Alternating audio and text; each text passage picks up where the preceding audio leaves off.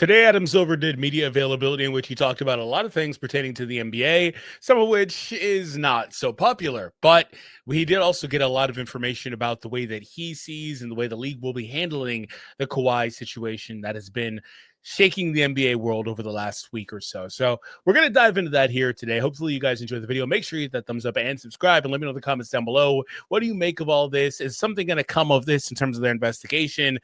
People are very pessimistic about that. We have a report on that from Bobby Marks about organizations not feeling like anything big will happen here and all that stuff, and that there's no timetable for figuring out all of this. We're going to get into quite a bit in today's video. So the first one here, Adam Silver says the burden of proof in the Clippers Kawhi situation is on the league.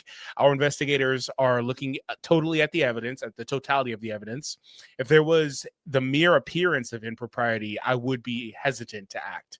So Silver's going to go into here, and this is about a minute and a half long clip, where he's basically going to say, long story short, that they don't want to act too quickly. And on one end, I can understand that, but let's go ahead and watch it and let him say what he has to say.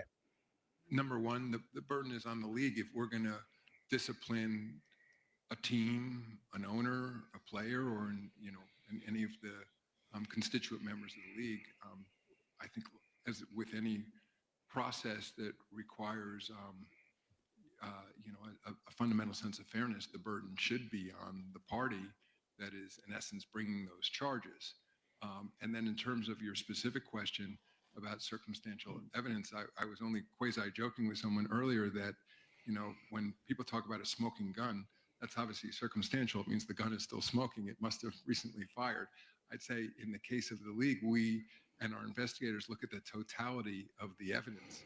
So I think whether mere appearance, like just by the way those words read, I think as a matter of fundamental fairness, I would be reluctant to act if there was sort of a mere appearance of impropriety. I think that the goal of a full investigation is to find out if there really was impropriety, because also in a public-facing sport, again, the public at times reaches conclusions that later turn out to be completely false. And so I would want anybody else in situation Mr. Bomber is in now, or Kawhi Leonard for that matter, to be treated the same way I would want to be treated if people were making allegations against me. So the answer is, we're not a court of law at the end of the day either, that we have broad authority to look at all information and to weigh it accordingly. So, like I said earlier, I can understand the idea that, and this is totally correct in my opinion, they should go through this with a fine-tooth comb, and they've hired a great law firm to do so, and they need to come out on the other side of this with the right information. There's also some truth when he said that sometimes, with the sport, sometimes, people make their decision up on this stuff already, which has already happened here. Basically, everyone's running around screaming they're already guilty because of the fact that a lot of this stuff looks really fishy, and I completely agree with that. I've been on the record before on the channel saying it looks damn fishy. Like it's just a whole lot of quote unquote coincidences that kind of line up a certain way. And so the NBA's job in this investigation is to get it right above all else, right? Regardless of how the media perceives it, how fans perceive it, whatever.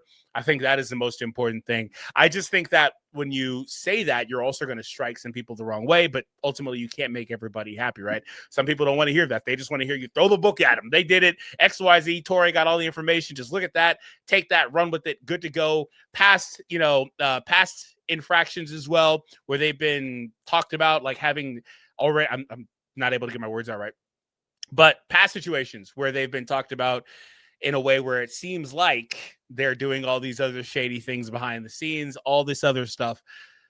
Throw the book at them, right? And I don't know that that's fair, right? Like he said, they're not exactly a court of law. They need to figure out the right way to do this. And so I do think that makes a lot of sense personally, but let me know what you guys think about it. Should they just rush to judgment on this? Let me know in the comments. But we're going to proceed with some more stuff here after a quick word from today's video sponsor. Sleeper is the #1 fantasy sports app. It pays to know sports. Pick more or less on top players. Your first pick is on us, so start winning now. Play in Texas, Georgia, Minnesota, and 27 more states. Pick anytime across all sports, pregame or live. Over 10 million players are already on Sleeper. Make your picks count. Score up to 1,000 times your cash. Join today, get up to $100 credit using code Bulletin. Call your shot on Sleeper. Download now. So Adam Silver was asked also as part of this interview about the situation in depth, and he talks about how he hasn't even heard of the company Aspiration before. We're going to go ahead and watch that one here. The podcast came out, it was news to me. I frankly never heard of the company Aspiration before, and I'd never heard a whiff of anything around an endorsement deal with Kawhi or anything around engagement with the Los Angeles Clippers. So it was all new to me. I mean, that's how it's supposed to be. This stuff was supposed to be hush hush. If they did it right, okay, I'll say that it was supposed to be hush hush under the table. You know, the crazy thing about it is they've got people that are like in on this that will literally tell you, according to Torre, you know, they've got sources that will literally tell you this was to circumvent the cap. And if you go back to the money Kawhi was trying to get, the things he was asking for from the Raptors, he ultimately still kind of gets all that stuff when he comes to the Clippers. Like I said, is a lot of stuff that just lines up a certain kind of way where it's just too much to be coincidence, in my opinion. But I'm not Adam Silver. But ultimately, none of us knew who Aspiration really was. I feel confident saying a wide majority. But to be fair, if you follow things on a wider scale, this is also just an offshoot of a bigger investigation, right? There was a very big wire fraud investigation. So maybe you knew about them a few weeks prior, right? I heard it. I saw some of the follow-up information. We spoke internally. Rick Buchanan, our general counsel, is here, who oversees any investigations. Rick had a conversation with Steve Ballmer, and we quickly concluded this was something that rose to the level that necessitates an investigation. In fact, one that's done outside of our office. And Wachtell Lipton, New York law firm that we've used in the past for for investigations like this, is overseeing it. And again, I would also say I've been around the league long enough in different permutations of allegations and accusations that I'm a big believer in due process and fairness, and you need to now let the investigation run its course. Yeah, so he says that they really want to get this right to the point where they outsourced it. Like I talked about earlier, they hired a really big and popular law firm that is well traveled. They will go through this to the utmost of their ability and find whatever possible thing they can to potentially clear their name or link them to this and confirm this information. But so like, I think that's where people are apprehensive. Like people are like, okay, well, nothing's going to happen. They're not going to find anything, this and that.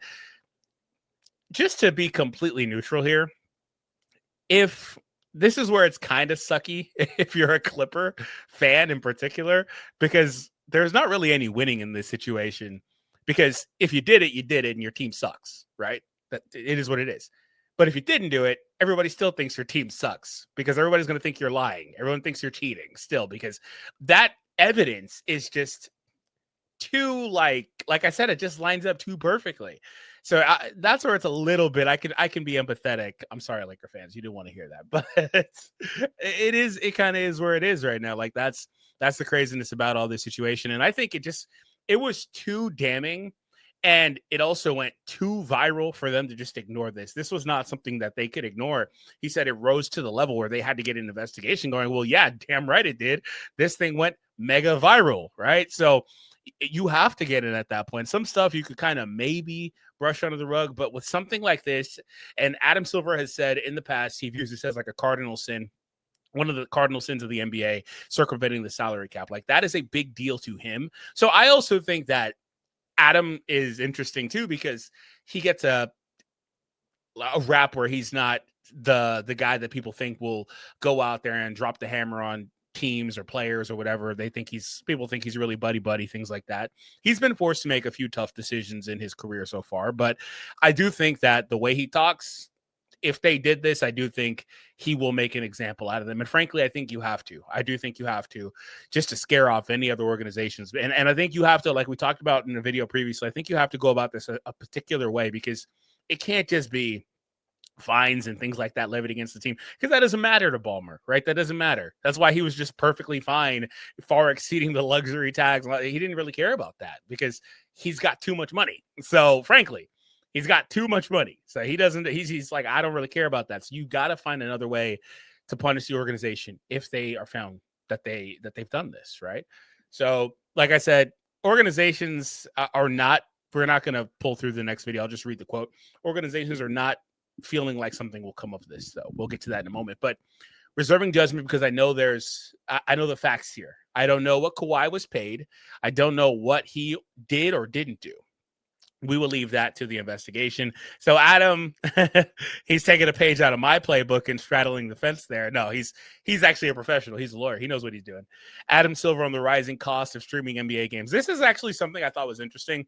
This is the thing that mostly rubbed people the wrong way. This is not directly linked to the Kawhi thing, but I'll briefly talk about this and we'll play this video. So if you haven't been under a rock, you know that the NBA is really outsourcing its product now. Like you will find NBA games on I think it's 6 different streaming services, and that has nothing to do with like the own like local packages you'll find the games on and stuff, but just like the national games. So NBA games are all over the place, and fans have been raising this concern that the game is hard to watch. Like if you think about it, you have to pay a lot of money to watch every single game that your team would play nowadays. And you have things like blackouts and stuff that have always been a problem. And it's just really hard to follow this sport to that degree. Now, I would contend that I don't think most fans are capable of doing that because you have to be in a position to make yourself available for 2.5 hours every couple of days. Things happen. But ultimately, I still don't think this is the right decision. It's clearly and solely only for money, right? And that's the thing about it, right? So fans are not happy about that. And I can completely understand because while I'm able to do that, that's because I have free time. And so even for me, well, I don't really have free time. It's just this is my job. But anyway, even for me, I have to get all these services too. And that sucks, right? Because you used to be able to get just maybe a couple. You just get internet or just get cable. I mean, you'd be able to watch pretty much everything. And that's not the case so much anymore. But we are going to watch this and see what he has to say on this because his response was particularly interesting to me. There's a huge amount of our content that people can essentially consume for free. I mean, this is very much a highlights-based sport, so, I think that could be taken out of context, and I may be doing it myself. But something about the commissioner of the NBA calling the sport a highlights-based sport doesn't sit right with me. And I saw a lot of people mad at that particular soundbite. Highlights-based sport. So what is he saying by that? It's no secret that the NBA dominates social media. They may not dominate to the degree of other sports in terms of actual viewership, but they heavily dominate the social media scene, clips, highlights, all that stuff. He's not exactly talking about, oh, go watch this game highlight for 10 minutes on YouTube. They put those out. He's just talking about those clips that you'll find of a dunk from John Morant or this crazy no-look pass from LeBron or, that type of stuff that you'll find all around the internet. And so that is where the NBA is super popular. But it's just something crazy about him saying this because him saying that, like I said, can be taken out of context. I may be doing so, but it tells me that he's saying that you don't have to watch these games. You can consume the product for free via highlights, which is technically true. But I think you lose so much from just watching highlights or reading a box score. You miss so much from in between the game. And like I mentioned earlier, not everybody's in a position to watch all these games. Maybe you only have the ability to do those things. While I still think you're missing out, I can understand and empathize with that, that not everybody is available all the time to watch these games, right? But I think you're just missing out on so much context because a player could have, 5 points and 6 rebounds out there and have totally changed the outlook of that game.